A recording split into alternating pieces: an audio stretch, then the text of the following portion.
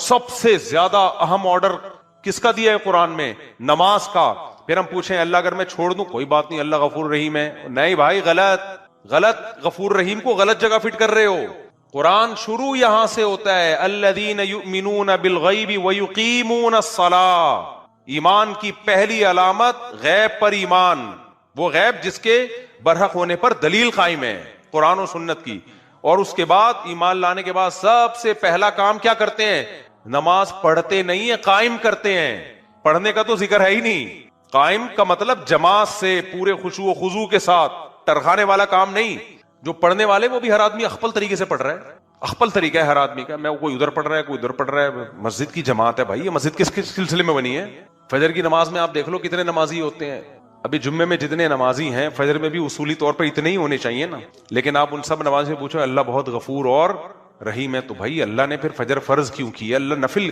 دیکھو اشراق کی نماز اگر ساری دنیا نہ پڑھے کوئی عذاب آئے گا؟ کیونکہ اللہ نے ہی اس کو فرض نہیں کیا نا. کیا خیال ہے؟ اللہ نے ہی فرض نہیں کیا. فجر تو اللہ نے فرض کی ہے, ظہر اللہ نے فرض کی ہے, عصر اللہ نے فرض کی ہے, مغرب اللہ نے فرض کی ہے, عشاء اللہ نے فرض کی ہے. اس میں کیسے یہ ممکن ہے کہ آپ چھوڑ دو بھائی؟ ابو مسعود رضی اللہ تعالیٰ عنہ یا عبداللہ ابن مسعود صحابی کے نام میں مجھے تھوڑا سا تردد ہو رہا ہے, ان کی صحیح بخاری مسلم کی حدیث ہے. وہ کہتے ہیں ہم نبی کے دور میں کسی عمل کوئی گناہ اگر ہو جائے نا, اس کے بارے میں یہ نہیں سمجھتے تھے کہ اس گناہ کے کرنے سے انسان کافر ہو جاتا ہے. لیکن نماز چھوڑنے والے کو ہم یہ سمجھتے تھے یہ اسلام سے کیا ہے؟ خارج. کیونکہ کسی مسلمان کی یہ مجال نہیں تھی کہ وہ نماز چھوڑ دے. اب اس حدیث کی تشریح میں وہی بات ہے نا, حدیث کی تشریحات میں اختلاف ہوتا ہے. عبداللہ بن مسعود یا ابو مسعود رضی اللہ عنہ, ان کی حدیث سمجھ میں آئی؟ بخاری مسلم کی حدیث. وہ کہتے ہیں دیکھو اس میں فقہا کا اختلاف ہے کہ کسی گناہ کو کرنے سے کافر ہوتا ہے کہ نہیں ہوتا. تو جمہور علماء کہتے ہیں گناہ کوئی بھی کر لو اس سے انسان کافر نہیں ہوتا, گنہگار ہوتا ہے. کیونکہ کفر کا تعلق عقیدے سے ہے, عمل سے نہیں ہے.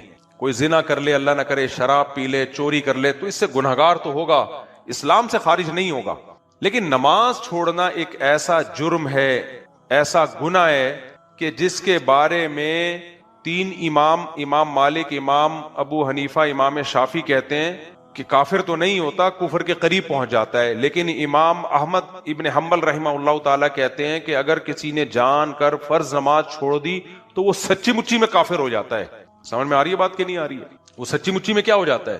تبھی آپ نے عرب کو دیکھا ہوگا, وہ کچھ بھی ہو نماز نہیں قضا کرتے, نماز نہیں قضا کرتے. وہ وجہ اس کی تو اسلام سے ہی نکل جائیں گے ہم. اور اسلام سے نکلنے کا مقصد کیا ہے؟ نکاح بھی ٹوٹ گیا. اگر آپ نے حج کیا تھا تو وہ حج بھی کیا ہو گیا؟ ضائع. اور اگر آپ بغیر توبہ کے مر گئے تو سعودیہ کے شیخ بن باز رحمہ اللہ تعالیٰ کا فتویٰ ہے کہ بغیر توبہ کے مر گیا تو مسلمانوں کے قبرستان میں اسے دفن بھی نہیں کیا جائے گا. یہ مطلب ہے اس کا نماز چھوڑنے کا. سمجھ رہے ہو؟ رفیع بھائی کو اشکال ہو رہا ہے, پھر بچے رفیع بھائی ایک دم بچوں پہ آ جاتے ہیں کہ پھر بچے کیا پیدا ہو رہے ہیں. خیر تو امام احمد بن حنبل کی دلیل بھی کمزور نہیں ہے. وہ دلیل میں یہی حدیث پیش کرتے ہیں جو میں نے بخاری مسلم کی حدیث پیش کی. صحابی رسول کہتے ہیں کہ ہم نبی کے دور میں کسی گناہ کے بارے میں یہ نہیں سمجھتے تھے کہ اس گناہ کو کرنے سے انسان کافر ہو جاتا ہے, گنہگار ہوتا ہے, وہ کافر نہیں ہوتا. لیکن نماز چھوڑنے والے کے بارے میں ہم یہ سمجھتے تھے یہ کیا ہے؟ کافر. باقی تینوں ائمہ کی طرف سے جو اس کا جواب دیا جاتا ہے اس حدیث کا وہ یہ ہے کہ بھائی چونکہ اس زمانے میں کافر ہی نماز چھوڑتا تھا, مسلمان کے بارے میں تصور نہیں تھا, تو اس لیے جو نہیں آ رہا ہے اس کا مطلب تھا وہ کافر ہے. تو یہ تو انہوں نے زمانہ ہی نہیں دیکھا تھا نا کہ مسلمان بھی ہو اور نماز بھی نہیں پڑھ رہا. یہ تو وہ ان کے ذہن میں تصور ہی نہیں تھا کہ مسلمان ہو کے بھی کوئی نماز چھوڑے. تو راجح بات یہی ہے کہ نماز چھوڑنے سے انسان کافر نہیں ہوتا. لیکن اس سے یہ تو پتہ چلتا ہے کہ صحابہ کی نظر میں اسلام کی جو سب سے بڑی علامت تھی وہ کیا تھی؟ نماز. مسجد میں آ رہا ہے نہیں آ رہا, آ رہا ہے تو مسلمان ہے, نہیں آ رہا ہے اس کا مطلب مرتد ہو گیا. یہ وہ واقعی اس کو مسلمانوں کے قبرستان میں دفن نہیں کرتے. وہ سمجھتے تھے کہ یہ تو کافر, مسلمان ہوتا تو آتا نا. لیکن آپ سارے بے نمازیوں سے پوچھو, کہتے ہیں اللہ بہت غفور رحیم ہے, اللہ معاف کرنے والا ہے, اللہ مغفرت کر دے گا. اس کا مطلب یہ تو اللہ کا ایک طرح سے معاذ اللہ کے حکام کا مذاق اڑانا ہو گیا. کیا خیال ہے؟ مذاق اڑانا ہو گیا کہ نہیں ہو گیا؟ وہ کہہ رہا ہے درجنوں جگہوں پہ علامات بیان کر رہا ہے مومن نماز قضا نہیں کرتا. میدان جنگ میں نماز قضا کرنے کی اجازت نہیں دی, میدان جنگ میں نماز قضا کرنے کی اجازت نہیں. اس سے بڑی کوئی ضرورت ہو سکتی ہے؟ سفر میں اجازت نہیں دی ہے, 2 کر دی 4 کی, چلو 2 پڑھ لو. یہ 2 اس لیے دیے کہ قضا نہ کرو, سفر میں دیکھ رہا ہوں تو وہ لوگ چھوڑے کہنے سفر ہے بھائی، سفر میں چلتا ہے، چلتا ہوتا تو اللہ 4 کی 2 نہ کرتا نا، اللہ کہتا ہے 4 پڑھو، نہیں پڑھی جائیں تو چھوڑ دینا۔ تبھی سفر میں سنت مؤکدہ نہیں رہتی، 4 کی 2 نہیں ہوتی سفر میں۔ کیوں؟ سنت مؤکدہ کا تعلق اس سے ہے کہ پڑھنا مشکل ہے کہ نہیں ہے، تو اگر سفر میں مشکل ہے تو پوری چھوڑ دو، نہیں مشکل ہے تو پھر پوری پڑھو۔ اس کا تعلق سفر سے نہیں ہے، اس کا تعلق ہے کہ پڑھنا مشکل ہے یا نہیں ہے۔ بعض دفعہ ایئرپورٹ پہ آپ وہ جہاز نکل رہا ہے یا ٹرین نکلنے والی ہے تو آپ چھوڑ دو سنت مؤکدہ، لیکن کہیں اسٹے کیا ہوا ہے آپ نے 10 دن تو ہو تو سفر میں، لیکن علماء لکھتے ہیں پھر وہاں سنت مؤکدہ پڑھنی پڑے گی آپ کو۔ نبی سے جو سنتیں یا صحابہ سے جو سنتیں چھوڑنا سفر میں ثابت ہے وہ ٹریولنگ کے دوران، کیونکہ اس میں مشقت ہوتی ہے۔ اب لوگ کیا کر رہے ہوتے ہیں، 10 دن کہیں جا کے اسٹے کیا ہوا ہے، وہاں بھی سنتیں نہیں پڑھ رہے، بھائی یہاں تو مؤکدہ ہی ہے یہاں، کیونکہ سفر سنتوں کا، اب میں فقہی اصطلاح استعمال کروں گا اس کے لیے کہ جو فرض نماز قصر کی جاتی ہے اس کا تعلق مشقت حکمیہ سے ہے، یعنی سفر سے ہے، چاہے مشقت ہو یا نہ ہو، لیکن سنت مؤکدہ کا تعلق سفر سے نہیں ہے، مشقت سے ہے۔ تو سفر میں مشقت چونکہ ہوتی ہے تو اس لیے نہیں پڑھو، لیکن کہیں اسٹے کیا ہوا ہے تو اب تھوڑی مشقت ہے۔ آپ 10 دن کے لیے چلے گئے اپنی نانی کے یہاں لاہور میں آپ اپنی نانی کے یہاں گئے ہوئے 10 دن کے لیے، بڑے آرام سے نانی کے یہاں جا کے تو انسان انجوائے کرتا ہے نا۔ ہم تو بچپن میں جب عیاشی کے لیے نانی کے یہاں ہی جایا کرتے تھے، کہتے ہیں بچہ ددیال میں پٹتا ہے، ننیال میں بگڑتا ہے، کھاتا پیتا ہے، وہاں نانیوں کی طبیعت میں رحم کا مادہ زیادہ ہوتا ہے، دادیاں تھوڑی سی الگ اسٹائل کی ہوتی ہیں۔ تو اب نانی کے آپ گئے ہوئے ہو تو اس سے زیادہ ریلیکس کبھی ہو سکتے ہو؟ تو وہاں سنتیں پڑھنی پڑیں گی، فرض تو 2 ہی پڑھیں گے کیونکہ سفر سے تعلق ہے فرائض کا۔ سنت مؤکدہ کا اس سے تعلق نہیں ہے کہ سفر ہے یا حضر، اس سے تعلق ہے کہ آپ کے لیے پڑھنا آسان ہے تو پڑھ لو، مشکل ہے تو چھوڑ دو۔ تبھی اللہ نے سنتیں 4 کی 2 نہیں کی ہیں، اس لیے کہ اس کو پوری سنتیں چھوڑنے کی آپ کو اجازت دی ہے، فرض کو چونکہ چھوڑنے کی اجازت نہیں ہے اس لیے اللہ نے 4 کی 2 کر دی ہیں کہ یہ میں نے خود تمہیں سہولت دے دی ہے تاکہ چھوڑنے کا عذر نہ رہے۔ اور سنتیں جو 4 تھی وہ 4 ہی ہیں کیونکہ چھوڑنے کا عذر ہے تمہارے پاس، اگر مشقت ہے تو چھوڑ سکتے ہو اس کو۔ تم سمجھتے ہو گے نہیں سمجھتے تو، لیکن آپ جتنے بے نمازی ہیں آپ ان سے پوچھو اللہ غفور رحیم ہے، بھائی تم یہ موقع نہیں ہے، یہ بولو یار بس اللہ سے ڈر لگتا ہے، دعا کرو اللہ نماز کی توفیق دے۔ ہم اپنے بڑوں سے سنا کرتے تھے کہ پہلے زمانے میں گاؤں دیہاتوں میں جو کبھی نماز نہیں پڑھتا تھا نا اس کا جنازہ نہیں پڑھایا جاتا تھا، پہلے یہ رواج تھا مسلمانوں میں، یہ دیکھتے تھے نا جو نمازی ہے ہی نہیں، پڑھتا ہی نہیں ہے، تو جو علماء تھے وہ علاقے کے امام تھے وہ نماز نہیں پڑھاتے تھے، جنازہ یعنی اس کا۔ تو اسی طرح میرے بھائی اللہ تعالیٰ نے یہ جو میں نے آیت پڑھی نا، ظاہری گناہ کو بھی چھوڑ دو، باطنی گناہوں کو بھی چھوڑ دو، کیوں؟ جو گناہ کما رہے ہیں سیجزون، ان قریب ان کو بدلہ دیا جائے گا۔ اور سب سے بڑا جرم شرک کے بعد کیا ہے؟ نماز قضا کرنا، نماز قضا کرنا۔ اور یہ جو قرآن کی آیت ہے کہ اے میرے بندو الذین اسرفوا علی انفسہم، جو اپنی جان پر زیادتی کر بیٹھے ہو، لا تقنطوا من رحمت اللہ، اللہ کی رحمت سے نا امید مت ہو۔ یہ ان لوگوں کے بارے میں جو توبہ کر رہے ہیں لیکن ماضی کی گناہ سوچ سوچ کے نا امید ہو رہے ہیں، جو چاہتے ہیں کہ آج ہم اپنی زندگی تبدیل کر دیں، کیونکہ اس آیت کا شان نزول یہی ہے۔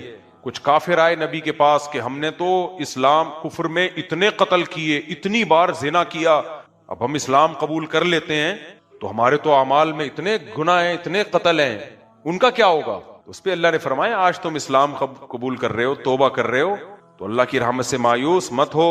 ان اللہ یغفر الذنوب جميعا، اللہ تمہارے پچھلے سارے گناہوں کو معاف کر دے گا۔ وانیبوا الی ربکم، لیکن آج کے بعد اپنے رب کی طرف متوجہ ہو جاؤ۔ اسی طرح کوئی مسلمان بھی اگر توبہ کرتا ہے، کافر اسلام نہیں لا رہا بلکہ مسلمان ہے جو گناہوں کی زندگی میں گزری، اب وہ چاہ رہا ہے یو ٹرن لے لے، پلٹ جائے، تو شیطان مایوس کرتا ہے اب کیا کرے گا بھائی، اتنے سال تو نے برائیوں میں گزار دیے۔ تو اللہ کہتے ہیں نہ، جو جب بھی اللہ کے در پہ آ جائے، اللہ کا در موت سے پہلے کھلا ہوا ہے۔ جو توبہ کر کے زندگی بدلنا چاہے اس کے لیے اللہ ارحم الراحمین بھی ہے، غفور اور رحیم بھی ہے۔ جو چاہتا ہی نہیں ہے تو میرے بھائی پھر یہ کہنا کہ اللہ معاف کر دے گا، یہ بڑی جرت اور دلیری کی بات ہے۔ اللہ نے تو نہیں کہا کہ میں معاف کر دوں گا، کوئی اللہ کا ایسا کوئی ایگریمنٹ۔ یہودی کہا کرتے تھے اپنے بارے میں، یہودی کہتے تھے ہم جہنم میں جائیں گے نہیں، اگر گئے تو تھوڑے دن کے لیے جائیں گے۔ لن تمسن النار الا ایاما معدودہ، اول تو جائیں گے نہیں، گئے تو تھوڑے دن کے لیے۔ کیوں بھائی؟ ہم تو اللہ کے ایک لاڈلے نبی موسیٰ علیہ السلام کی امتی ہیں بھائی۔ آج بھی ہمارے لوگ کیا کہتے ہیں، ہم تو محمد صلی اللہ علیہ وسلم کے امتی ہیں، جن کا مقام تو موسیٰ کلیم اللہ سے بھی بلند ہے۔ تو ہم تو ایک اللہ کے لاڈلے نبی کے امتی ہیں, ہم تو بخشے بخشائے نا نا نا نا میرے بھائی. تو یہ سارے اعمال تو ہمارے لیے اللہ نے نازل کیے ہیں. تو یہودی اسی زام میں آ گئے تھے کہ ہم تو اللہ کے لاڈلے قوم ہیں, اللہ نے ہم موسیٰ بھیجے, داؤد بھیجے, سلیمان بھیجے, زکریا علیہ, یعنی جو بنی اسرائیل کے پہلے جتنے پیغمبر ہیں, جتنے پیغمبر یہودیوں میں آئے اتنے تو کسی میں نہیں آئے. تو اللہ نے فرمایا قل اتخذتم عند اللہ عہدا, تم جو کہتے ہو ہم تھوڑے اگر گئے تو تھوڑے دنوں کے لیے جائیں گے, تو اللہ نے کہا کہ اتخذتم عند اللہ عہدا, کیا اللہ نے تم سے کوئی ایگریمنٹ کیا ہے بھائی؟ آپ کہیں جاتے ہو کوئی چیز خریدنے کے لیے, آپ بولتے ہو مجھے تو تم یہ فری میں دو گے کیونکہ میں تمہارے چاچے کے پھپھے کے خالہ کا بیٹا ہوں. کہہ کہ بھائی میں نے کوئی اناؤنسمنٹ کی بھی ہے کہ جو میرے چاچے کے پھپھے کی خالہ کا بیٹا ہوگا اس کو یہ چیز فری میں ملے گی؟ کیا خیال ہے؟ دیکھو مجھ سے لوگ ملنے کے لیے آتے ہیں, بعض دفعہ بے وقت آتے ہیں, بے وقت آ کے پھر میں بہت زیادہ ڈسٹرب ہو جاتا ہوں سارے کاموں میں. تو کہتے ہیں میں جاپان سے آیا ہوں, اتنی دور سے آیا ہوں. تو میں کیا کہتا ہوں, بھائی میں نے کہا تھا آپ جاپان سے بغیر بتائے آ جاؤ. ایک بندہ جاپان سے آیا, ایک انگلستان سے آیا, ایک امریکہ سے آیا, اور سارا دن 10 بندے بھی آ گئے, تو تیرا کیا ہوگا کالیا, خود سوچو آپ. پھر میں ان کو کہتا ہوں میں نہیں مل سکتا, تو پھر وہ کہتے ہیں دیکھو بد اخلاق ہے. میرے ساتھ تو یہی ہو رہا ہے, تو ٹائم لے کے آیا کرو بھائی. اچھا رفیع بھائی کہہ رہے ہیں ٹائم سے, رفیع بھائی کو یاد آیا کہ ٹائم ہو گیا. ٹھیک ہے, اچھی بات ہے. تو بس جب بات کو میں سمیٹ کے ختم کرتا ہوں. دیکھو بھائی, اللہ نے قرآن میں کہہ دیا ہے زانی کی سزا دنیا میں 100 کوڑے اور پتھروں سے مار کے اگر شادی شدہ ہے تو رجم. اگر غفور الرحیم کا مطلب یہ ہوتا کہ اللہ بس ہے ہی کچھ, تو پھر چور کا ہاتھ کاٹنے کا حکم ہوتا. اتنی سخت سزا پوری دنیا میں کسی مذہب میں چور کی ہے جتنی سخت سزا اسلام کی, اسلام دے رہا ہے. کیوں؟ اسلام کو چور سے نفرت بہت. چور کے بارے میں اسلام کے دل میں ہمدردی نہیں ہے, اور چور سے نفرت نہیں ہے. اصل میں چوری کو اسلام بہت بڑا جرم سمجھتا ہے. سمجھتے ہو؟ دیکھو 2 چیزیں انسان کے کیریکٹر کو خراب کرتی ہیں. کیریکٹر کی ڈیفینیشن کیا ہے؟ زبان, آپ کی زبان, اور مالی معاملات میں خیانت. جھوٹ بولنے والا کیریکٹر لیس ہوتا ہے, اور مالی خیانت چوری ہے نا. کیا خیال ہے؟ ان 2 چیزوں سے تو انسان کے کیریکٹر کا پتہ چلتا ہے نا. تبھی امریکہ میں قانون ہے نا, صدر اگر جھوٹ بول دے تو وہ اس کو صدارت سے, وہ نہیں, وہ ایک دفعہ کیس بن گیا تھا, صدر بش پہ بنا تھا میرا خیال ہے, کلنٹن پہ بنا تھا, اس کے بارے میں کیس ہو گیا تھا, اس نے جھوٹ بولا ہے. حالانکہ کوئی اتنی بڑی بات نہیں تھی, لیکن بھی امریکہ کا صدر نے جھوٹ کیسے بول دیا, اتنا بڑا کیس بن گیا تھا, وہ بڑی مصیبت میں آ گیا تھا کہ بھئی آپ صدر ہو کے جھوٹ بول رہے ہو. تو جھوٹ, نبی صلی اللہ علیہ وسلم نے فرمایا کہ سب کچھ ہو سکتا ہے, مومن جھوٹ نہیں بول سکتا, جھوٹ نہیں بول سکتا. اور دوسری چیز کیا ہے؟ پیسوں کے معاملات میں آپ 2 نمبری, کسی کا پیسہ کھا رہے ہو آپ, یہ مسلمان نہیں کر سکتا. تبھی اسلام میں چوری کی سزا کیا ہے؟ ہاتھ کاٹ دو بھائی. 1 درہم کسی کا کھایا 40 دن نماز قبول نہیں ہوگی, کیونکہ ان چیزوں کا تعلق آپ کے کیریکٹر سے ہے, کردار سے ہے. ابو سفیان جب ہرقل کے سامنے بیٹھے تھے نا زمانے جاہلیت میں, ہرقل نے سامنے بٹھایا اور ابو سفیان کے لوگوں کو پیچھے بٹھایا, اور پھر نبی کے بارے میں پوچھا. ابو سفیان کہتے ہیں خدا کی قسم میں جھوٹ بول دیتا, لیکن میں جو محمد صلی اللہ علیہ وسلم کے بارے میں پوچھا دشمنی کے باوجود میں نے سچ اس لیے بتایا کہ مجھے قوم کے بارے میں خطرہ تھا, میں واپس جاؤں گا, لوگ کہیں گے کہ عرب کا سردار ہو کے جھوٹ بول کے آیا ہے. مجبوراً سچ بولا ہے میں نے کہ اپنی عزت بچانے کے لیے, ورنہ وہ جب اسلام دشمن تھا تو نبی کی تعریف کیوں کرتے وہ؟ تو مجھے سچ بولنا پڑا کہ ایسا نہ ہو کہ میں جاؤں تو واپس یہ لوگ کیا بولیں, عرب کا سردار ہے اور کیا کر رہا ہے, جھوٹ بول رہا ہے. تو اسلام میں میرے بھائی چور کا ہاتھ جو ہے نا, یہ چوری کو اسلام میں ہلکا جرم نہیں سمجھا گیا, چوری کو بڑا جرم سمجھا گیا ہے. تو آپ بتاؤ اگر اللہ تعالیٰ چور کے بارے میں بھی رحم والے جذبات رکھتے تو ہاتھ کاٹنے کا حکم دیتے ہیں بھائی؟ یہ جو ڈکیتیاں کرتے پھر رہے ہیں موبائل اسنیچنگ اور بندوق سے, لوگ بڑا ترس کھا رہے ہوتے ہیں, ہائے ہائے بیچارے کو موقع دو. میں کہتا ہوں نہیں, موقع دیا تو تم بڑے ظالم ہو گئے, کہ اسلام موقع نہیں دے رہا. ڈاکو کی سزا اسلام میں قرآن نے بیان کی ہے کہ چوک پہ لٹکا دو, دایاں ہاتھ اور بایاں کا پاؤں کاٹ کے اس کو. اللہ کو ترس نہیں آ رہا, اللہ کو خودکشی کرنے والے پہ ترس نہیں آ رہا. ہم لوگ ترس کھا رہے ہوتے ہیں, ہائے بیچارے نے خودکشی کر لی, ہائے بیچارے نے یہ کر لیا, ہائے بیچارے نے. اور بھائی اگر اتنا قابل ترس ہوتا تو اللہ جہنم کی آگ میں کیوں پھینکتا اس کو؟ خودکشی جرم ہے بھائی, قابل ترس نہیں ہے, کیونکہ یہ بڑھتی جا رہی ہے ہماری سوسائٹی میں. بات پہ بلیک میلنگ, یہ نہیں کیا تو میں یہ کر لوں گا, کر لے بھائی تو مر جا. ایک صاحب نے مجھے کہا میری بیگم مجھے ایموشنل بلیک میلنگ کر رہی تھی. آج کل بیگمات یہ ایموشنل بلیک میلنگ پہ بہت آئی ہوئی ہیں, ڈرامے دیکھ کے, اس میں ایموشنل بلیک میلنگ ہی چل رہی ہوتی, وائٹ میلنگ تو آج کل ختم.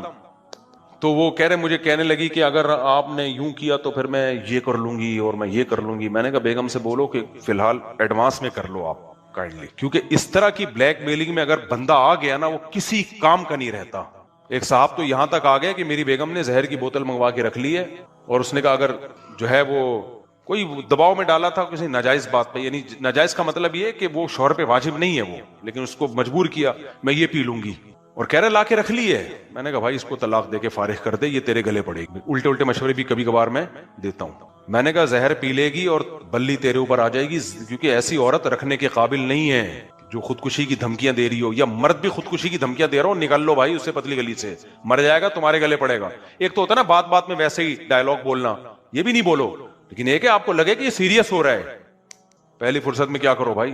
میں نے کہا گلے پڑے گی ہے۔ کہہ رہے میں چھوڑ نہیں سکتا۔ اب اس وقت متحدہ کا دور تھا، MQM کا۔ میں نے کہا میں چھوڑ نہیں سکتا۔ کہہ رہے متحدہ کی ہے۔ میں نے کہا پھر تو اپنے لیے ایک بوتل لا کے رکھ لے، بہتر یہ کہ کہہ رہے متحدہ کی ہے بھائی۔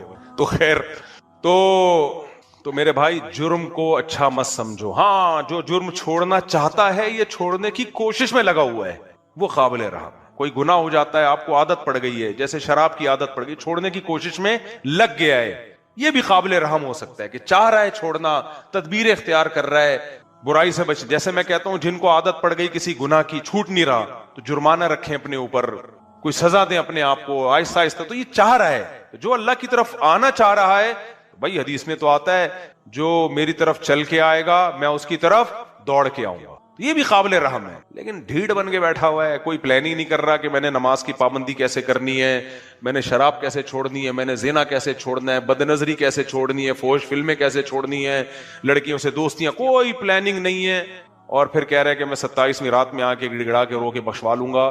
این خیال است، اور یہ احمقوں کی جنت اسی کو کہا جاتا ہے۔ کیا کہا جاتا ہے؟ اسی کو کیا کہا جاتا ہے؟ نمازیں چھوڑ رہا ہے سب سے بات۔ آدھے مسئلے تو نماز حل کر دیتی ہے، 5 وقت باجماعت نماز پڑھو تو ویسے ہی آدھے سے زیادہ برائیاں چھوٹ جاتی ہیں۔ تو اللہ تعالی ہمیں برائیوں سے بچنے کی توفیق عطا فرمائے۔ اللہ تعالیٰ نے ارشاد فرمایا کہ جس دن اللہ اپنی پنڈلی کو ظاہر کریں گے، جو اللہ ہی جانتا ہے ان چیزوں میں متشابہات میں ہے، اس کی کیفیات ہمیں معلوم نہیں ہے، ان میں بحث کرنا بھی ناجائز ہے۔ اللہ اپنی تجلی ظاہر کریں گے تو اس میں اتنی اٹریکشن ہوگی، اس میں لوگ ایسے مبہوت ہو جائیں گے کہ سجدے میں گر جائیں گے۔ اس وقت سجدہ کرنے میں مزہ آئے گا، لذت محسوس ہوگی۔ فرمایا لیکن کچھ لوگ ایسے ہوں گے جن کی کمر تختے کی کر دی جائے گی، اور وہ سجدہ کرنا بھی چاہیں گے تو نہیں کر سکیں گے۔ یہ کون لوگ ہوں گے؟ فرمایا یہ وہ لوگ ہوں گے جن کو دنیا میں سجدے کے لیے، نماز کے لیے بلایا جاتا تھا، وہم سالمون، اس وقت ان کی کمر صحیح تھی، تختے کی نہیں تھی، یہ کمر جھکا سکتے تھے، سجدہ کر سکتے تھے، نماز پڑھ سکتے تھے۔ اس سے اندازہ ہوتا ہے کہ اللہ کی نظر میں دنیا میں جب ہمیں سجدے کے لیے بلایا جاتا ہے تو ہم اس کو ہلکا لیتے ہیں، لیکن اللہ کی نظر میں اس کی بہت بڑی قیمت ہے، بہت ویلیو ہے اللہ کی نظر میں اس کی۔ اس لیے خوب اچھی طرح سمجھ لیں کہ نماز کو ہلکا نہیں سمجھنا چاہیے۔ آج ہمیں بے نمازیوں کے بارے میں افسوس نہیں ہوتا، وہ تو پڑھتے ہی نہیں ہیں۔ نمازیوں کے بارے میں افسوس ہوتا ہے کہ جو نمازی بھی ہے نا، تو وہ بھی اپنی نماز کی ایسے حفاظت نہیں کرتے جیسے اللہ نے حکم دیا ہے۔ انہوں نے بھی ایک سائیڈ میں ایک چیز رکھا ہوا ہے کہ جب سارے کاموں سے فارغ ہو گئے تو چلو کیا پڑھ لیتے ہیں؟ نماز پڑھ لیتے ہیں۔ یہ جو قرآن میں اللہ نے فرمایا یوم یدع وہم کیا ہے؟ یوم یکشف عن ساق ویدعون الی السجود فلا یستطیعون خاشعۃ ابصارهم ترہقهم، نہیں، یہ آیت میں یوم یکشف عن ساق ویدعون الی السجود فلا یستطیعون، آگے کیا ہے؟ خاشعۃ ابصارهم ترہقهم ذلہ وقد كانوا يدعون الى السجود وهم سالمون۔ فرمایا دنیا میں انہیں سجدے کے لیے بلایا جاتا تھا، تو یہ کب بلایا جاتا ہے؟ اذان۔ بھائی یہ بہت بڑا المیہ ہے یار، دیکھو گاڑیاں غلط نہیں پارک کیا کرو۔ میں دیکھتا ہوں یہاں مدرسے کے گیٹ کے آگے کئی بار لوگوں نے گاڑیاں کھڑی کی ہیں۔ اتنی تو انسان میں سینس ہوتی ہے کہ جب گیٹ کھلے گا مدرسے کا تو اندر سے جو گاڑی باہر کیسے نکالے گا؟ یعنی یہ تو نبی صلی اللہ علیہ وسلم نے فرمایا کہ ایمان کا آخری درجہ یہ ہے، یہ حدیث خوب غور سے سنیں، ایمان کا آخری درجہ یہ ہے کہ راستے سے تکلیف دہ چیز کو ہٹایا جائے۔ کوئی بھی چیز جو لوگوں کو تکلیف پہنچا رہی ہے اس کو کیا کرو؟ ہٹا دو۔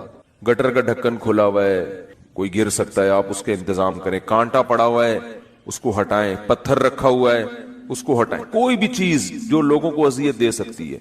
हाँ अभी बता रहा हूं, अभी बता जाएंगे ना, बात कंप्लीट होने देना, वरना फिर वो दोबारा करेंगे ये हरकत। तो इसलिए कंप्लीट कर लो फिर जाएं।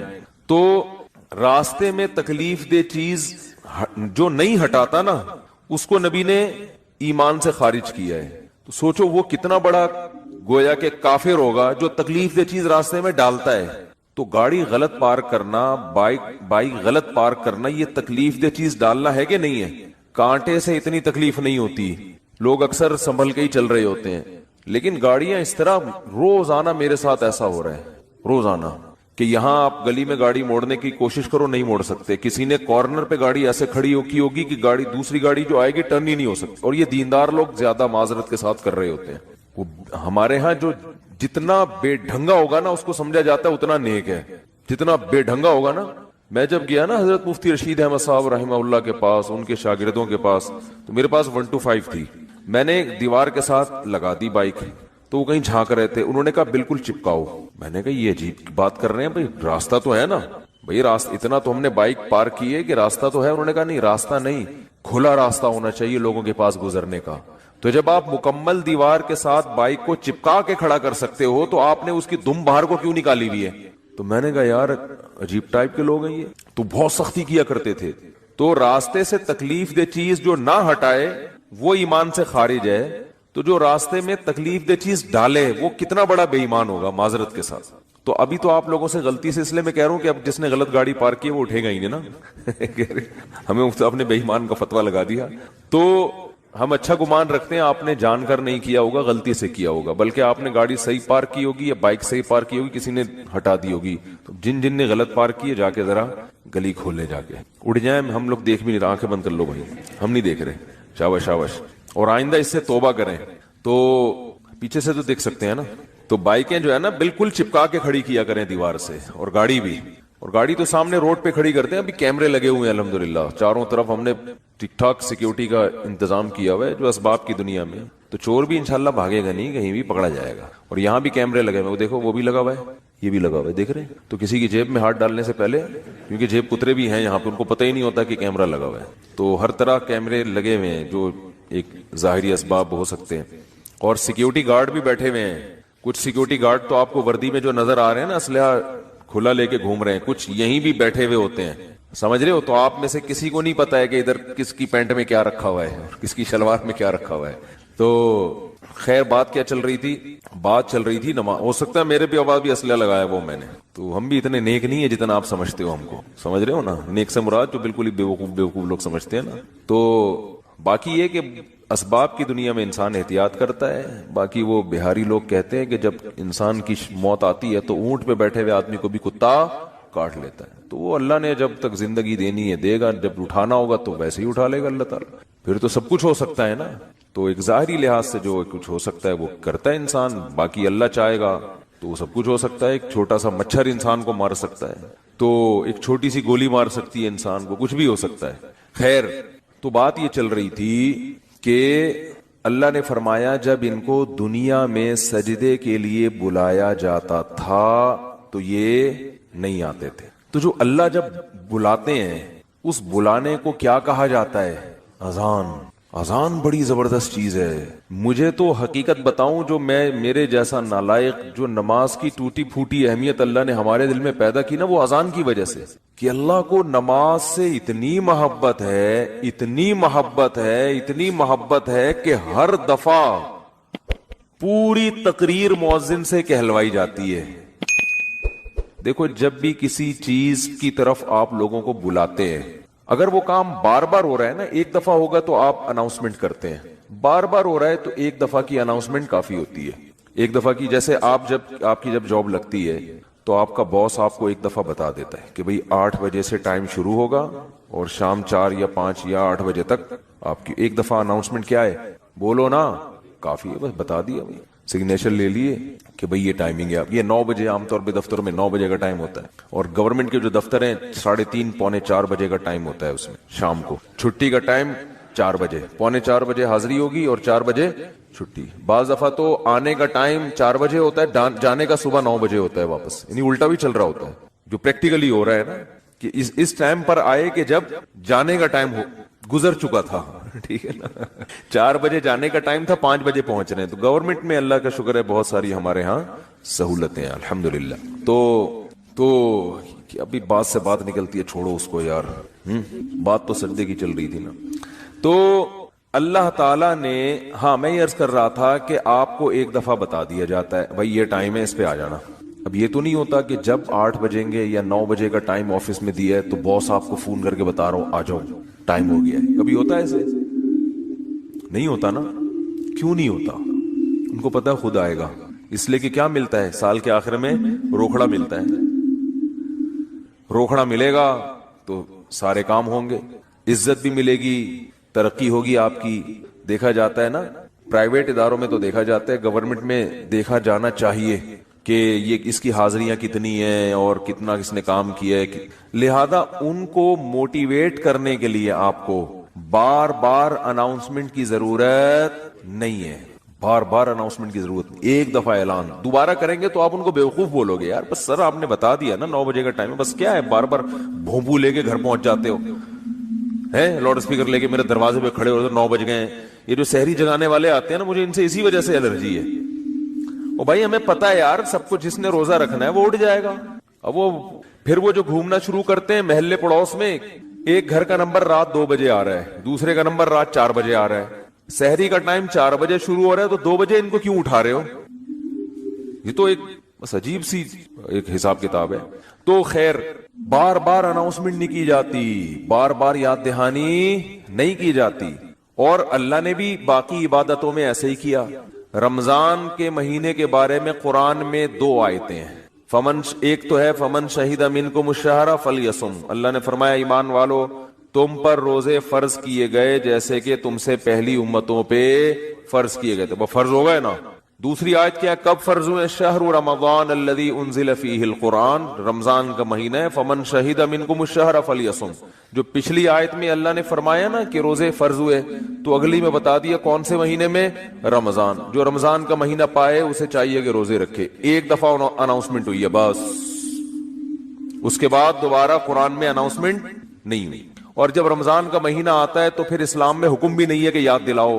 مؤذن کو حکم کے تمام حضرات سے گزارش ہے کہ رمضان کا مہینہ آ گیا ہے اور اللہ کی طرف سے اعلان ہے کہ اس مہینے میں سب روزے رکھو. کوئی اللہ کی طرف سے ایسی اناؤنسمنٹ ہوتی ہے؟ بھائی مسجد کے امام اپنی ذمہ داری پہ کسی کو یاد دلا دیں, روزہ رکھو, ترغیب دیں, وہ ان کا کام ہے. اللہ نے کوئی لگے بندے الفاظ نازل نہیں کیے.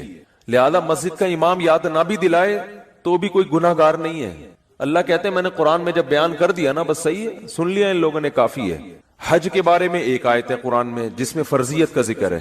وَلِلَّهِ عَلَى النَّاسِ حِجُّ الْبَيْتِ مَنِ اسْتَطَاعَ إِلَيْهِ سَبِيلًا. لوگوں, اللہ کے لیے لوگوں پر لازم ہے کہ وہ بیت اللہ کا حج کریں جو وہاں جانے کی استطاعت رکھتے ہوں. وَمَنْ كَفَرَ, جو استطاعت کے باوجود نہیں جائے گا, فَإِنَّ اللَّهَ غَنِيٌّ عَنِ الْعَالَمِينَ, اللہ کو اس کی پرواہ نہیں ہے. ایک آیت جس سے فرضیت ہے, دوسری آیت نہیں ہے. یہ تو ہے کہ ابراہیم علیہ السلام نے یوں کہا تھا, حج کے لوگوں کو کہا تھا کہ حج کرو.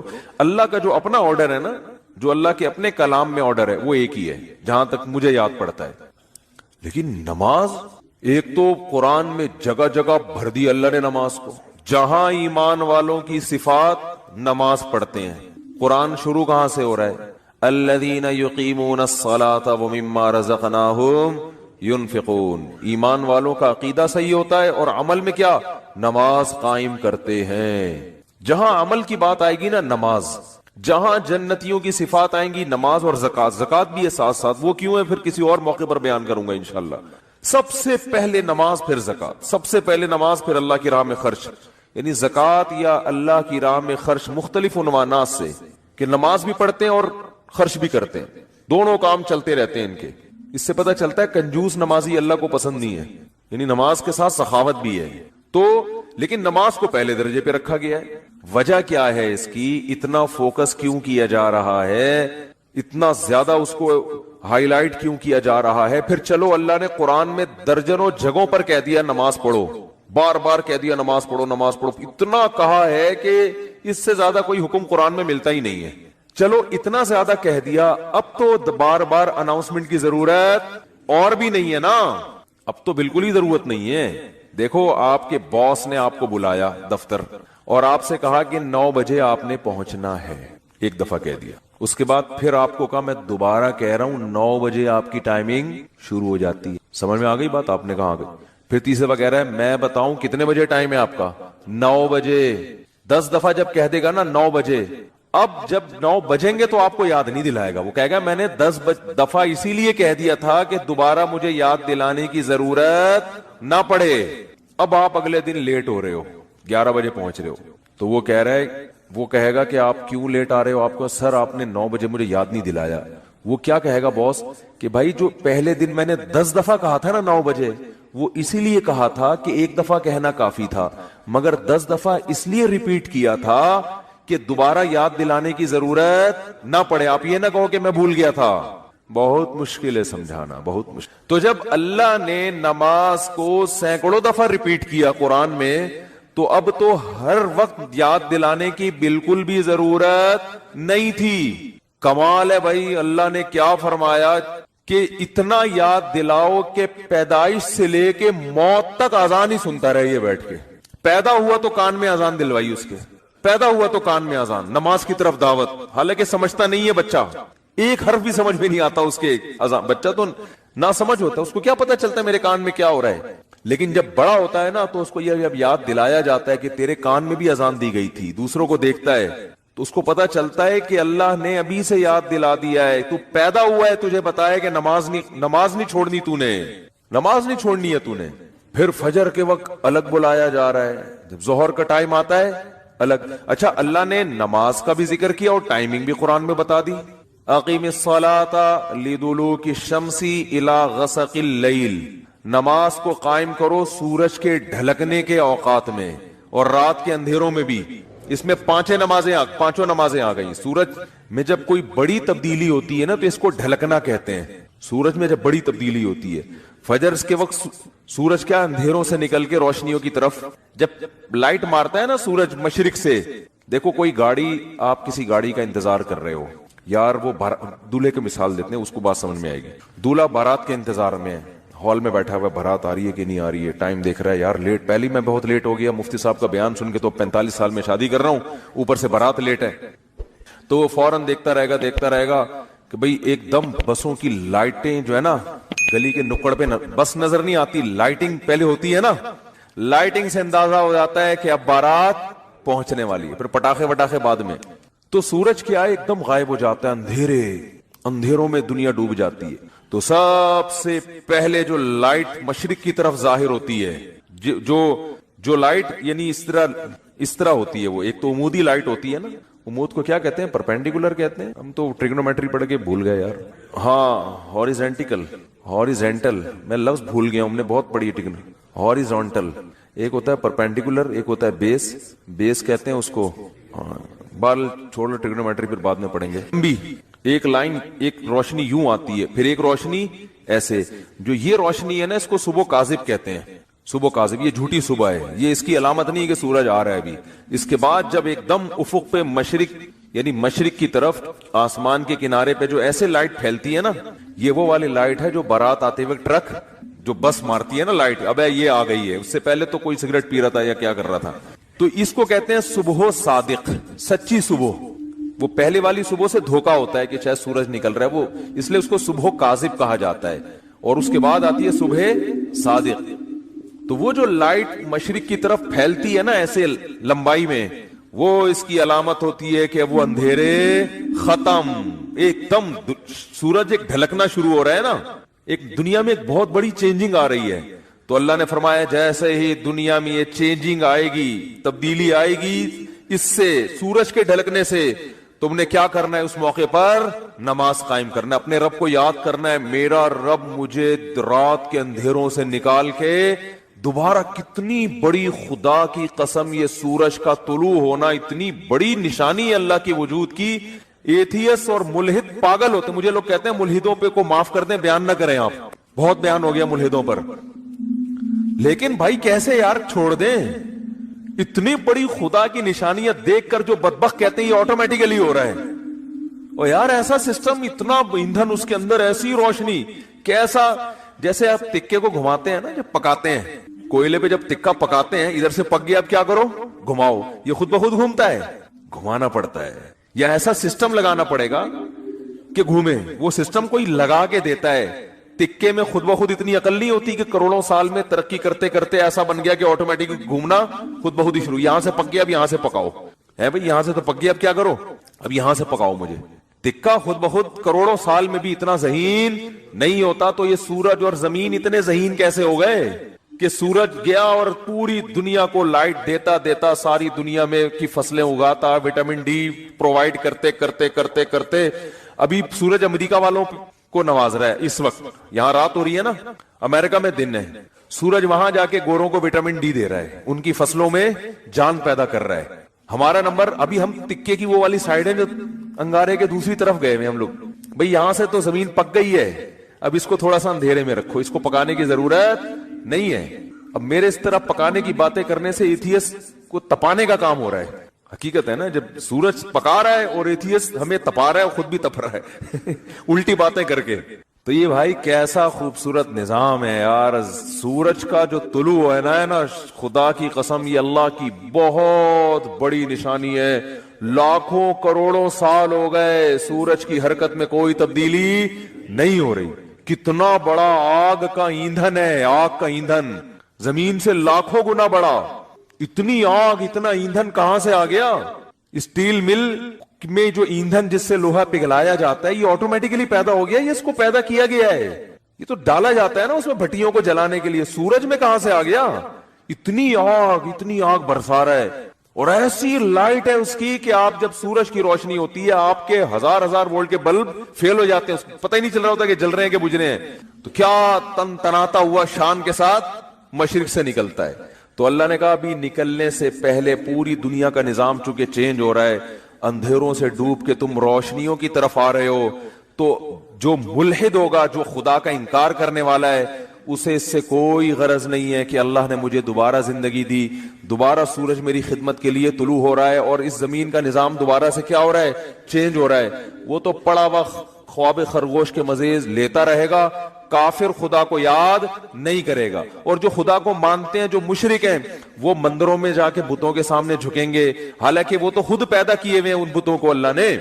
تبھی قرآن کہہ رہے لا تسجدوا للشمس ولا للقمر، سورج اور چاند کی خدمت کو دیکھ کے ان کو سجدہ مت کرو. واسجدوا للہ الذی خلقہن، سجدے کے لائق وہ خدا ہے جس نے سورج اور چاند کو بنایا ہے.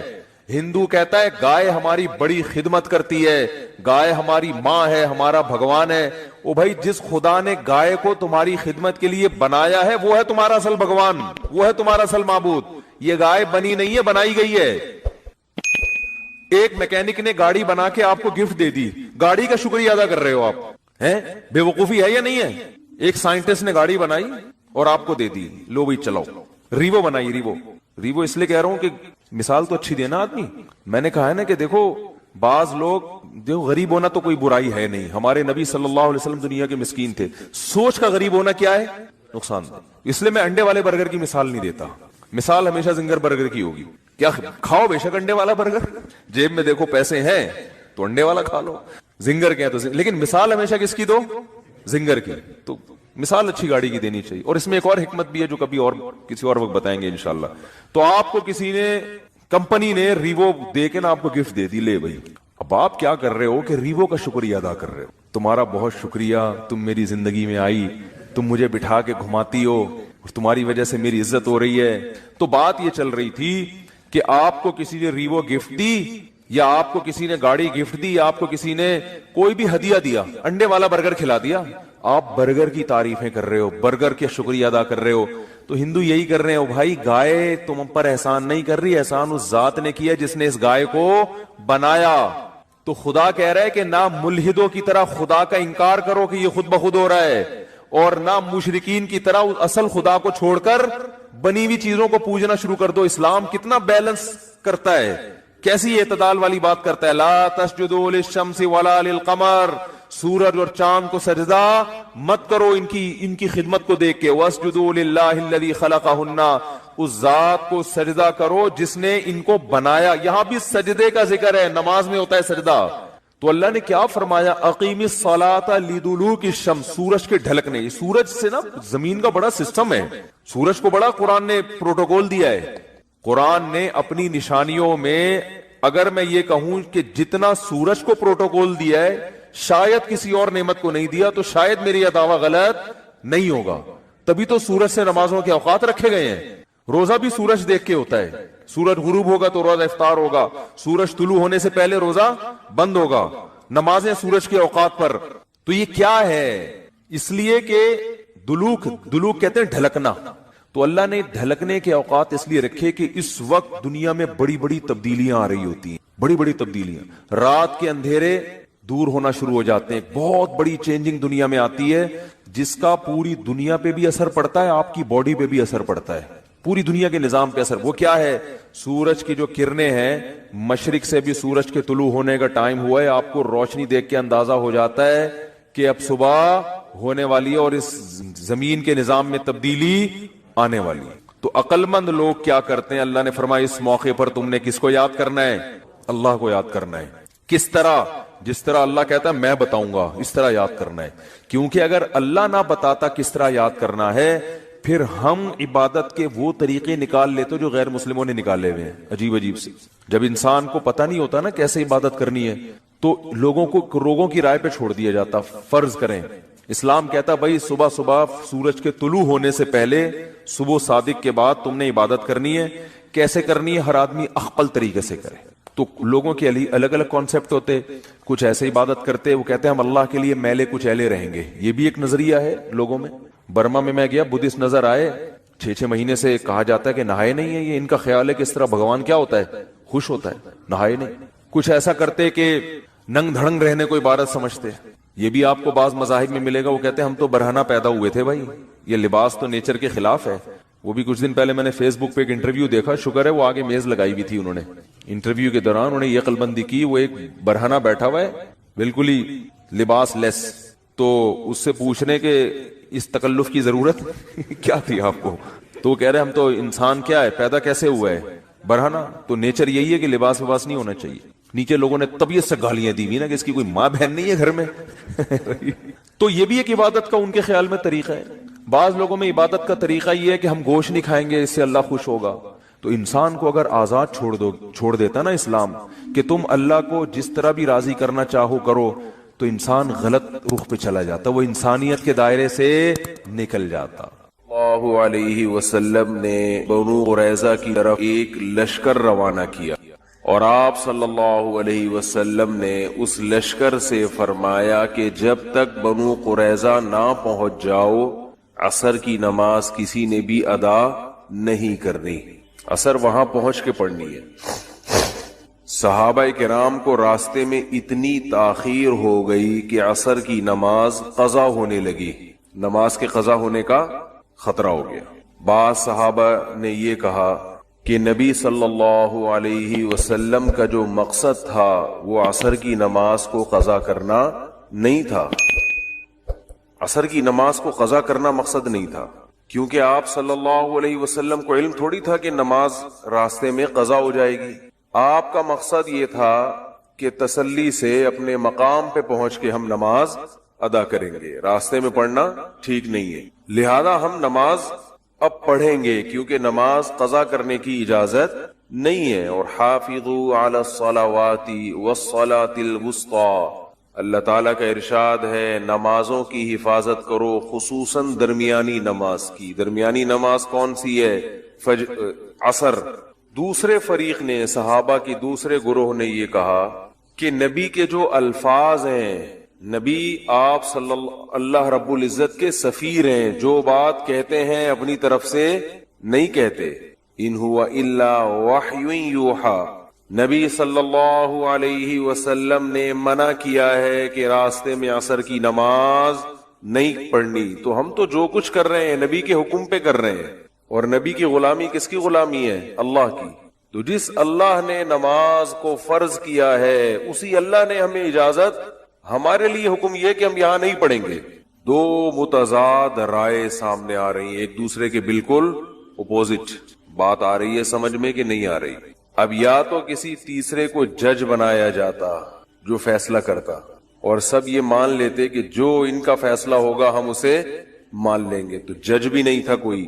ظاہر ہے وہ جج تو نبی صلی اللہ علیہ وسلم ہوتے، آپ سے رابطہ ممکن نہیں تھا. تو صحابہ کرام کے دو فریقوں میں، دو جماعتوں میں اختلاف رائے ہوا. اب ایسا نہیں ہوا کہ انہوں نے تلواریں نکال کے لڑنا شروع کر دیا، کوئی القابات سے نوازنا شروع کر دیا ایک دوسرے کو، بلکہ انہوں نے جس کی جو رائے تھی اس نے اس رائے پر عمل کیا. بعض حضرات کی رائے یہ تھی کہ نماز پڑھنی ضروری ہے، نبی کی حدیث کی انہوں نے تعویل کی ہے. تعویل کا مطلب صرف الکلام عن الظاہر، کسی کے کلام جو ہے اس کو ظاہری معنی سے ہٹا دینا. نبی کی حدیث کے ظاہری الفاظ کیا تھے؟ عصر راستے میں نہیں پڑھنی. تو دوسرے دلائل کے پیش نظر، کیونکہ قرآن میں عصر کی خصوصی تاکید ہے، اس آیت کے پیش نظر اور نبی کے عام معمول کے پیش نظر کہ آپ نے نماز کبھی قضا نہیں کی ہے، اس معمول کے پیش نظر انہوں نے حدیث کے اس ظاہری الفاظ کو، بولو بھائی، پھیر دیا. سمجھ رہے ہو؟ ہٹا دیا اپنے ظاہر سے کہ یہاں یہ جو نبی نے حکم دیا کہ راستے میں عصر کی نماز نہیں پڑھنی، یہ اس صورت میں تھا. یہ شرط بڑھا دی انہوں نے کہ بشرطے کہ نماز قضا ہونے کا خطرہ نہ ہو. تو حدیث کے کبھی ظاہری الفاظ کو پھیرا بھی جاتا ہے. بالکل یہی کام امام ابو حنیفہ نے کیا ہے کہ جن حدیثوں میں سفر میں دو نمازیں اکٹھی پڑھنے کا حکم ہے، وہ کہتے ہیں یہاں اکٹھی سے مراد یہ نہیں ہے کہ ایک نماز کو قضا کر کے دوسرے ٹائم پہ لے جائیں آپ، بلکہ اکٹھی کا مطلب یہ ہے کہ ظہر کو عصر کے قریب لے گئے اور عصر کو پہلے لے آئے. ادھر ظہر پڑی، سلام پھیرنے کے بعد تھوڑا سا توقف کیا، ظہر کا وقت قضا ہوا، ساتھ ہی فوراً عصر پڑھ لی. ادھر مغرب پڑی، مغرب کا سلام پھیرا ہے کہ مغرب کو بالکل اینڈ تک لے گئے. جیسے ہی سلام پھیرا ہے مغرب کا وقت ختم اور فوراً عشاء کی نماز کا ٹائم شروع اور فوراً عشاء پڑھ لی. سوائے حج کے کہ عرفات میں مغرب کی نماز نہیں پڑھی جاتی، وہ مزدلفہ میں جا کے قضا کی جاتی ہے. تو وہ کہتے ہیں کہ حج میں تو حقیقت میں جمع کیا گیا ہے، سفر میں حقیقت میں جمع نہیں. جمع سوری کہتے ہیں کہ سورتن دیکھنے میں ایسا لگ رہا ہے کہ ایک نماز دوسرے ٹائم پہ پڑھی ہے، حقیقت میں نہیں ہے، اور اس پر دلائل ہیں. تو یہ مسئلہ بھی اختلافی ہے. ابھی میرا مقصد یہ مسئلے کو بیان کرنا نہیں ہے، صرف یہ بیان کرنا ہے کہ آپ بخاری اور مسلم کی ایک حدیث دیکھ لی آپ نے اور تمام مجتہدین سے بدگمان ہونا شروع ہو گئے. تو امام ابو حنیفہ رحمہ اللہ نے اس حدیث کو اپنے ظاہر پر نہیں رکھا، اور اس لیے بھی نہیں رکھا کہ اگر اس حدیث کو اپنے ظاہر پر رکھیں کہ جس میں آتا ہے کہ نبی نے دو نمازیں سفر میں اکٹھی پڑھی ہیں، اپنے ظاہری معنی پر رکھیں کہ ایک نماز کو گویا قضا کیا ہے، تو پھر بخاری اور مسلم کی حدیث میں یہ بات بھی ہے کہ نبی نے بغیر کسی عذر کے بھی مدینہ میں دو نمازیں اکٹھی پڑھی ہیں، حالانکہ اس کا کوئی بھی قائل، بولو نا کیا ہو گیا بھائی، نہیں ہے. پھر تو بغیر عذر کے بھی یہ عمل جائز ہو جائے گا جیسے کہ شیعہ حضرات کرتے ہیں. لیکن اس پر پھر اشکال یہ ہوگا کہ اگر بغیر عذر کے بھی دو نمازیں آپ اکٹھی پڑھ سکتے ہیں، اکٹھی کا مطلب کہ ایک نماز کو قضا کر کے دوسرے ٹائم پر پڑھ لیں، تو پھر یہ جو 5 نمازوں کے 5 اوقات بیان کیے گئے ہیں اور ان کی تاکید کی گئی ہے اور حفاظت کا حکم دیا گیا ہے، پھر یہ تمام دلائل کالعدم ہو جاتے ہیں. بہت مشکل ہے بات سمجھانا. ان الصلاۃ کانت علی المؤمنین کتابا موقوتا، بے شک نماز مومنین پر مقررہ اوقات میں فرض ہے. تو اس سے 5 نمازیں مراد ہیں. تو میرا مقصد ابھی 2 نمازیں اکٹھی کرنے کا مسئلہ بیان کرنا نہیں ہے. میرا مقصد یہ ہے کہ یہ جو دور ہے صرف حدیثوں کے نمبر، کتاب کا صفحہ، اس سے لوگ متاثر ہوتے ہیں. علم میں عمق اور گہرائی ختم.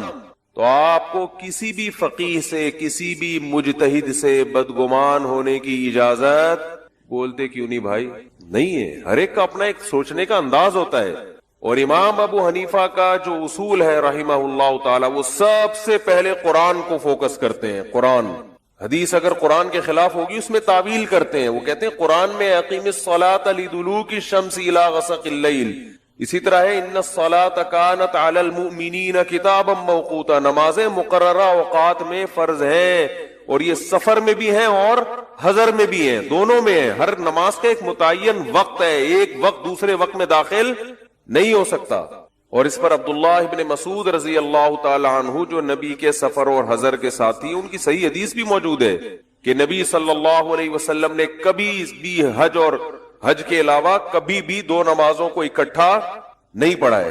پھر بھی بہرحال دوسری طرف بھی فقہا ہے, ہم ان کے مذہب, ان کی رائے کے بھی احترام کرتے ہیں. اگر کوئی امام شافعی کے فقہ کو مکمل فالو کرتا ہے, اس کے لیے امام شافعی کی تقلید میں وہ یہ کام کر رہا ہے, وہ کہتا ہے میں کم علم ہوں, ان کا علم مجھ سے زیادہ ہے, تو فاسألوا اہل الذکر ان کنتم لا تعلمون. قرآن کہہ رہا ہے تمہیں علم نہیں ہے تو اہل علم سے رابطہ کرو, ان کی رائے پر عمل کرو.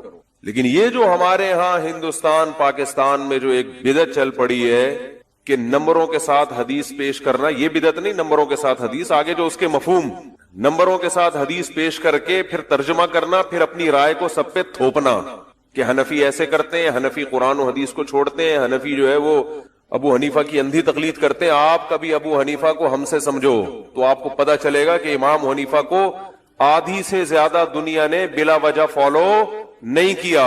بہت مضبوط رائے ہوتی ہے, بہت مضبوط رائے. تو بڑے بڑے محدثین ہیں جو امام ابو حنیفہ کو فالو کیا کرتے تھے, ان کی تقلید کیا کرتے تھے. ان سے جب پوچھا جاتا کہ آپ خود اتنے بڑے محدث ہیں اور آپ ابو حنیفہ کی رائے پر عمل کرتے ہیں, وہ کہتے ہیں ما سمعنا رأیا احسن من رأی ابی حنیفہ, ہم نے ابو حنیفہ کی رائے سے بہتر رائے نہیں دیکھی. بہت معتدل, ہر طرف سے دلائل میں غور و فکر کر کے. تو خیر بات یہ چل رہی تھی کہ رسول اللہ صلی اللہ علیہ وسلم نے اس فریق کو حکم دیا کہ بنو قریظہ پہنچنے سے پہلے عصر کی نماز, بولو بھائی, نہیں پڑھنی. اب یہ دو نمازوں کا اکٹھا ہونے کا مسئلہ آ ہی گیا تو ایک اور چھوٹی سی بات بتا کے بس آگے چلتا ہوں کہ دو نمازیں جو فقہا یہ بھی جائز بھی کہتے ہیں نا, سفر میں دونوں کو ایک کو دوسرے وقت میں داخل کر کے پڑھا جائے, جو جائز بھی کہتے ہیں, جیسے امام شافعی, امام احمد بن حنبل کی رائے یہی ہے کہ جائز ہے, تو وہ بھی اس کو ثواب کا کام نہیں سمجھتے, گنجائش دیتے ہیں, گنجائش. ان کے ہاں بھی اصل سنت اور افضل عمل یہی ہے کہ ہر نماز اپنے ٹائم پہ سفر میں بھی پڑھی جائے. اور یہ کیونکہ علامہ ابن قیم رحمہ اللہ نے لکھا ہے کہ یہ کام جو سفر میں دو نمازیں اکٹھی پڑھنا, نبی نے یہ عمل متواتر سنت نہیں ہے, بہت کم ہوا ہے, یہ بہت شدید عذر میں یہ کیا ہے آپ صلی اللہ علیہ وسلم نے. جبکہ ہم اپنے اہل حدیث بھائیوں کو دیکھتے ہیں کہ وہ جب بھی سفر کر رہے ہوتے ہیں دو نمازیں اکٹھی پڑھ رہے ہوتے ہیں, تو یہ خود نبی کے عمل کے خلاف ہے. یہ بہت کم ہوا ہے, یہ عام معمول نہیں تھا. جبکہ سفر میں 4 کی 2 پڑھنا یہ نبی نے ہمیشہ پڑھی ہے. ایک حدیث بھی ہمارے سامنے ایسی نہیں ہے کہ نبی صلی اللہ علیہ وسلم نے سفر میں قصر نہ کی ہو, آپ نے 4 رکعتوں کو پورا 4 پڑھا ہو. ایک بے غبار روایت بھی, سری روایت بھی ہمارے پاس موجود نہیں ہے. تو سفر میں 4 کی 2 پڑھنا تو سنت متواترہ ہے, لیکن 2 نمازوں کو جمع کرنا یہ افضل نہیں ہے. افضل یہی ہے کہ اس میں آپ ہر نماز اپنے ٹائم پہ پڑھیں. لیکن عام دیکھ رہے ہیں کہ اس کا تو ایک ایسا رواج چل پڑا ہے کہ, اور ویسے بھی عقلی لحاظ سے اگر دیکھا جائے کہ اسلام نے جو سفر میں گنجائش دی ہے کہ 4 کی 2 پڑھو, وہ گنجائش اسی لیے دی ہے کہ نماز اپنے وقت سے ٹالنے کی نوبت نہ آئے. اگر آپ عقلی لحاظ سے دلیل نظر جس کو کہتے ہیں کہ وہ رخصت دی ہی اسی وجہ سے گئی ہے کہ مختصر کرنے کا مقصد ہی کیا ہوتا ہے کہ اس مختصر چیز کی حفاظت کرنا آسان ہوتا ہے. تو حفاظت کا مطلب اپنے وقت پہ پڑھنا. خیر اختلافی مسئلہ ہے, ہم اختلافی مسائل میں شدت کے قائل نہیں ہیں. ہمارا مقصد ان لوگوں پہ رد کرنا ہے جو ایک رائے کو سمجھتے ہیں کہ بس 100% یہی درست ہے, اس کے علاوہ سب کیا کر رہے ہیں. آدھی امت جو تھی وہ معاذ اللہ وہ بے وقوف تھی. تو نبی صلی اللہ علیہ وسلم نے صحابہ کو حکم دیا کہ بنو قریظہ پہنچنے سے پہلے عصر کی نماز نہیں پڑھنی. بعض نے پڑھی اور بعض نے نہیں پڑھی. جنہوں نے پڑھی انہوں نے نبی کی حدیث کے ظاہری الفاظ کو فالو کیا, سمجھ رہے, دوسرے دلائل کو نہیں دیکھا. انہوں نے کہا یہ خود ایک مستقل دلیل ہے کہ ہم نے نہیں پڑھنی, بس نبی کا حکم ہے. جنہوں نے پڑھی انہوں نے نبی کے ان الفاظ کو دوسرے دلائل سے تقابل کیا اور ان الفاظ میں تعویل کی. تعویل کا مطلب ایک شرط کا اضافہ کر دیا کہ نبی کا جو یہ حکم تھا کہ بنو قریظہ پہنچنے سے پہلے عصر نہیں پڑھنی، یہ حکم اس صورت میں تھا کہ نماز قضا نہ ہو، اپنے وقت پہ پڑھنے کا ٹائم بھی مل جائے، لہذا ہم نماز پڑھیں گے اگرچہ نبی کے حدیث کے بظاہر خلاف ہی کیوں نہ ہو. یہ دونوں فریق جب نبی صلی اللہ علیہ وسلم کی خدمت میں حاضر ہوئے سفر سے واپسی پہ، تو آپ نے کسی کو بھی ملامت بولتے کیوں نہیں بھائی نہیں کی. اب جو میں اصل بات سمجھانا چاہ رہا ہوں اس کو کھوپڑی میں بٹھانا چاہیے ہم سب کو. دیکھو اس سے بڑا اختلاف اسلام میں ہو نہیں سکتا، کیونکہ اسلام میں سب سے اہم ترین حکم کیا ہے؟ نماز. اس سے بڑا اختلاف ہو سکتا ہے؟ کیونکہ توحید کے بعد سب سے پہلا حکم اور سب سے اہم حکم جس کے بارے میں قبر میں سب سے پہلے سوال ہوگا وہ کیا ہے؟ نماز. حضرت عمر بن عبدالعزیز کا مشہور مقولہ ہے ان اہم امورکم عندی الصلاۃ من حفظها فهو لما سواها احفظ ومن ضيعها فهو لما سواها اضيع. کہ انہوں نے اپنے عمال کو خط لکھا تھا، جو حکومت کے سرکاری ملازم تھے نا، ان سب کو خط بھیجا تھا کہ میری نظر میں سب سے اہم ترین چیز نماز ہے، جو اس کی حفاظت کرے گا وہ باقی احکام کی بھی حفاظت کرے گا، جو اس کو ضائع کرے گا تو باقی حکام کو اس سے بھی زیادہ ضائع کرے گا. وہ دیکھیں باپ نے ایک بات بہت تاکید سے آپ کو کہی ہو، بہت زیادہ وصیتیں کی ہوں کہ یہ کام کرنا ہے، یہ لازمی کرنا ہے، یہ لازمی کرنا ہے، آپ نے وہی نہیں کیا تو لوگ کہیں گے باقی تو چھوٹے موٹے حکام ہیں وہ تو ویسے ہی، اب تو وہ تو اس پر تو ویسے بھی عمل نہیں کرے گا. جب اتنی اہم حکم کو توڑ دیا تو اس سے چھوٹے حکم کو تو توڑنا اور آسان ہوتا ہے نا. تو حضرت عمر بن عبدالعزیز نے کیا فرمایا کہ جو نماز چھوڑے گا تو اسلام کے باقی حکام کی وہ دھجیاں اس سے زیادہ اڑائے گا. وراثت تو بہت دور کی چیز ہے، بہنوں کو وراثت دینا اور باقی برائیوں سے بچنا، وہ سب سے اہم تو یہ ہے. تو اب آپ بتاؤ اسلام میں سب سے اہم حکم توحید کے بعد کیا ہے؟ یعنی اسلام لانے کے بعد نماز ہے. اور صحابہ کا اختلاف جو ہوا کس مسئلے میں ہوا؟ نماز کے مسئلے میں. پھر نماز میں اختلاف میں بھی سب سے اہم اختلاف نماز پڑھنا یا نہ پڑھنا ہے، کیونکہ نماز کے طریقوں میں اختلاف یہ کم درجے کا ہے. پڑھ تو رہا ہے نا کہ رفع الیدین سے پڑھنا ہے یا رفع الیدین کے بغیر پڑھنا ہے، زور سے آمین کہنا ہے کہ آہستہ آمین کہنا ہے، ٹانگیں چوڑی کرنی ہے کہ پتلی کرنی ہے، ہاتھ یہاں باندھنے ہیں کہ یہاں باندھنے ہیں. یہ کم درجے کا اختلاف ہے. ایک اختلاف یہ ہے کہ رکعتوں میں اختلاف ہو جائے کہ 4 پڑھنی ہے کہ 2 پڑھنی ہے، یہ تھوڑا اور بڑا اختلاف ہے. اور ایک اختلاف یہ کہ اس پہ ہو جائے کہ پڑھنی ہے کہ نہیں پڑھنی، یہ اس سے بھی زیادہ. بولتے کیوں نہیں بھائی؟ یہ ٹیکنیکل پوائنٹ ہیں، ان کو یہ کتابوں میں نہیں ملیں گے آپ کو، ان کو نوٹ کر لیا کریں. نماز پڑھنی ہے کہ نہیں پڑھنی، سرے سے عدم اور وجود میں اختلاف ہو رہا ہے. ہمارے تو اس سے کم درجے کے پھڈے ہیں. ہمارے جو جھگڑے ہیں نا، ہم تو یوں کرنا ہے کہ نہیں کرنا ہے، پھر جو کہتے ہیں یوں کرنا ہے وہ کہتے ہیں نہیں بھی کرو تو ہو جائے گی بہرحال لیکن کر لو.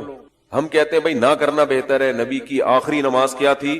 نہ کرنے والی. دلائل دونوں طرف ہیں، اختلافی مسئلہ، اس میں کسی ایک طرف شدت جائز نہیں ہے. ہمارے پاس اپنے دلائل ہیں، زور سے آمین ہے، آہستہ آمین ہے، ٹانگیں چوڑی ہیں، پتلی ہیں. یہ بہت کم درجے کا اختلاف ہے. بڑا اختلاف یہ تھا کہ پڑھنی بھی ہے کہ نہیں پڑھنی. پھر اس سے بھی بڑا اختلاف یہ ہے، ایک اگر پڑھنے اور نہ پڑھنے میں اختلاف ہوتا، لیکن اختلاف کی نوعیت یہ ہوتی کہ پڑھنا مستحب ہے یا نہ پڑھنا مستحب ہے، تو یہ بھی بڑا اختلاف تھا. مگر یہ مستحب کا ہو رہا ہے اختلاف، پڑھنا بہتر ہے یا نہ پڑھنا بہتر ہے. دونوں فریق کہہ رہے ہوتے جائز تو ہے لیکن بہتر ہے کہ نہ پڑھو. ایک کہہ رہا ہوتا کہ جائز تو ہے کہ نہیں پڑھو لیکن بہتر ہے کہ پڑھ لو. یہ نہیں، بلکہ اختلاف ہوا. ایک فریق کہہ رہا ہے پڑھنا فرض ہے کیونکہ نماز ہے، دوسرا کہہ رہا ہے پڑھنا جائز نہیں ہے کیونکہ نبی کے حکم کی مخالفت ہے. فرض، جائز اور ناجائز کا اختلاف ہو رہا ہے کہ پڑھنا جائز بھی ہے کہ نہیں ہے. یہ اور اونچے درجے کا اختلاف ہو گیا کہ نہیں ہو گیا. یہ ایسے جیسے ایک کہے کہ رفع الیدین سے نماز ہوتی ہے، دوسرا کہے کہ کر لیا تو نہیں ہوگی. ایک کہے کہ نہیں کیا تو نہیں ہوگی، ایک کہے تو کیا کر لیا تو نہیں ہوگی. بالکل ایک دوسرے کے اپوزٹ آ کے کھڑے ہو گئے.